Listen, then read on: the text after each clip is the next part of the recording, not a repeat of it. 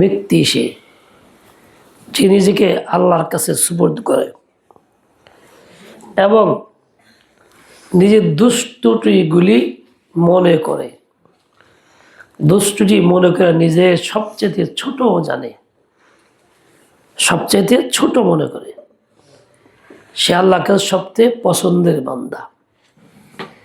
আর যে নিজেকে এরকম জানে না, সে আল্লাহর কাছে অপছন্দের বান্দা।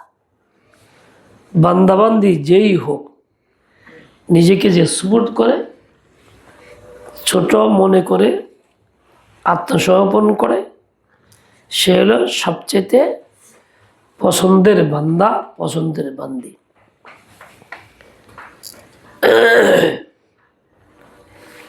রমজান আসছে, চলে যাইতেছে, অর্ধেকের বেশি গেছেও গা।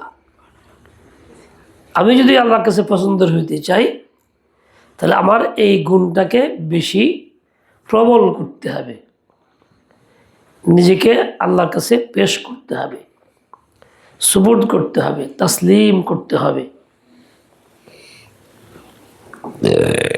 নিজের রায়, খেয়াল, বুদ্ধি, যুক্তি, তর্ক এইসব বাদ, যুক্তি, তর্ক, রায়, খেয়াল বাদ দিয়া আল্লাহর যা হুকুম ওইটাই আমার করণীয়, ওইটাই আমি করব।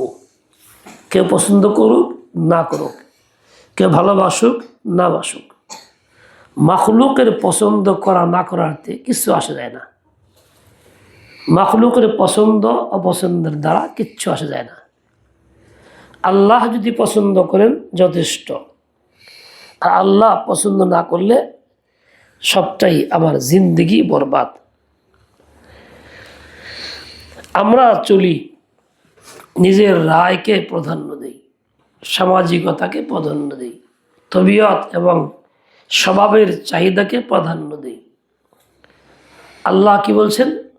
আমা আরসালনা মির রাসূলিন ইল্লা লিইউতাআ বিইজনিল্লাহ।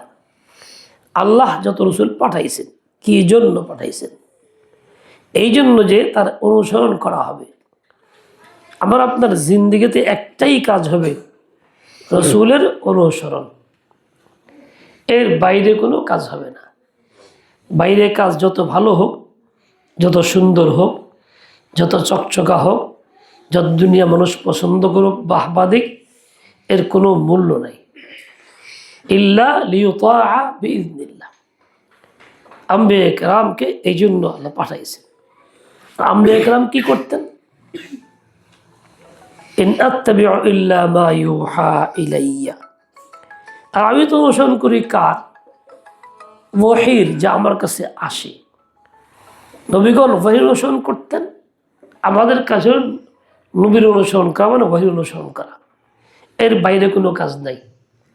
সব বাদ বুদ্ধি দিয়ে এইটা করতে পারলেও বোঝা গেল নিজেকে সুপর্দ করা হয়েছে, তাহলে সে আল্লাহর বান্দা, আল্লাহর পছন্দের গোলাম।